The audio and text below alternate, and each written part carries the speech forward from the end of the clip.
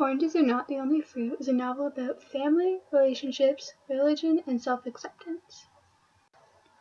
Oranges Are Not the Only Fruit is a novel about a girl named Jeanette who was adopted into an extremely religious family as a baby. Her mother brought her up on the ways of the Old Testament and treated her like a Christ-like figure. Growing up, Jeanette didn't always agree with her mother. As Jeanette grew up, she realized that she wasn't interested in men, but she was interested in women. For this, her entire church shamed her, her mother shamed her, and she was kicked out.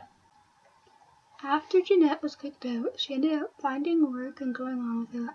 She was also able to be with the person that she loves.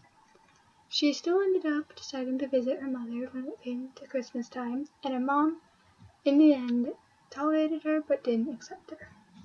A major theme in this novel is self-acceptance and discovery. Some instances of this are: when a gypsy stops Jeanette in the street to read her poem, she tells her that she will never marry, which foreshadows her sexuality. This makes Jeanette start to think about the idea of marriage and who she would end up marrying. She starts to think about all the men in her life that she knows of and decides that she probably wouldn't want to marry a man. The next instance is when Jeanette is forced to go to school, and the children start showing strong discomfort towards how religious she is. This brings her to start to question her faith and why it is that so many people disagree with it.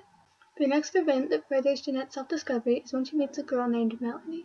After a while of hanging out, they start to develop feelings for each other and start a secret relationship.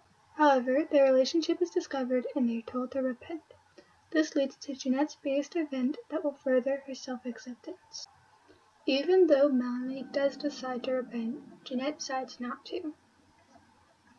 In response to a pastor asking her to repent, she says no, and I stared at him till he looked away.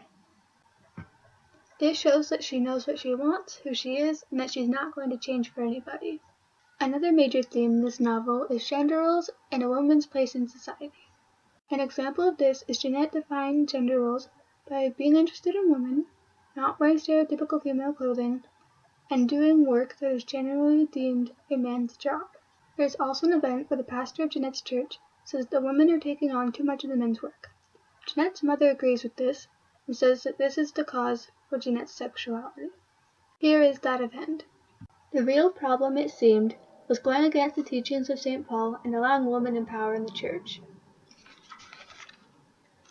My mother stood up and said that she believed that this was right, that women had specific circumstances for their ministry, and that the Sunday school was one of them, the sisterhood another, but the message belonged to the men.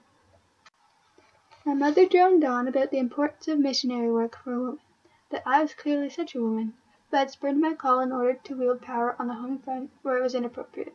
She ended by saying that having taken on a man's world in other ways, I had flouted God's law and tried to do it sexually.